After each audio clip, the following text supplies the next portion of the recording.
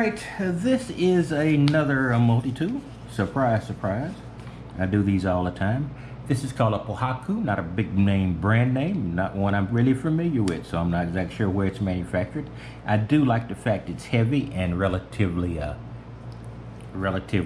sturdy, it appears. I'm looking at the joints here. They all have screw-in connectors of different kinds. So it's looks good, feels good, very heavy, like I said. And this is the Pliers version, of course, and it flips out pretty much like the standard I assume the Leatherman created. But it does hide the pliers all together when it's closed, so it does look potentially like a pocket knife. So I'll pop this up, and works pretty well. Now, I like this one. It has the tools on both sides, like quite a few of the multi-tools have now. This one only has a Phillips head on the outside. On that side, on the opposite side, it does have a standard knife blade. Seems partial serration, partial straight blade, pretty sharp.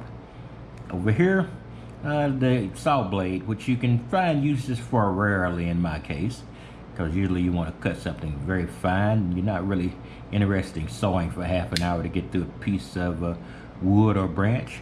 This would be a seat belt cutter or any other type of wire cutter you might want to take a look at. You might want to use. Down here, what else do I got? I've got the straight edge screwdriver with the bottle opener. That's pretty much standard as well. So I like this because it's very sturdy. Comes with the normal nylon case, and you could almost hurt somebody if you hit them with this. Not that you'd want to do that unless you're in a fight and you want to hold it to reinforce your punch. There's no reason to do that. I'm a pacifist, and I'm a pacifist as long as everybody else is. That's basically, I wanted to give you a quick look at this.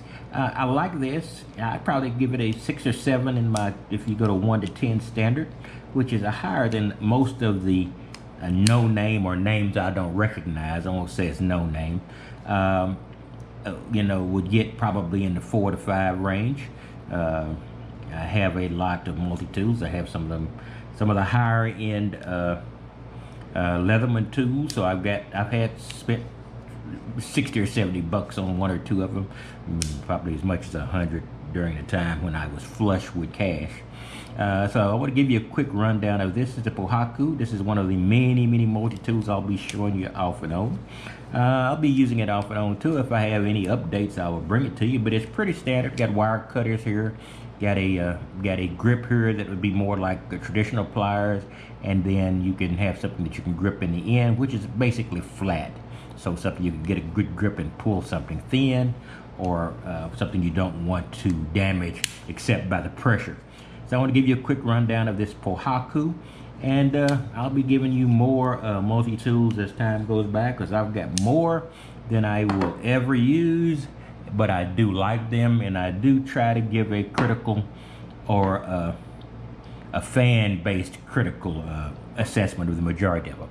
All right, I will talk to you later. You have a wonderful day, and I'll be back to the main part, which is usually van stuff, but you will get a variety of things. You get camera stuff too. I've got a new camera coming in that's extraordinarily expensive and stupid to buy.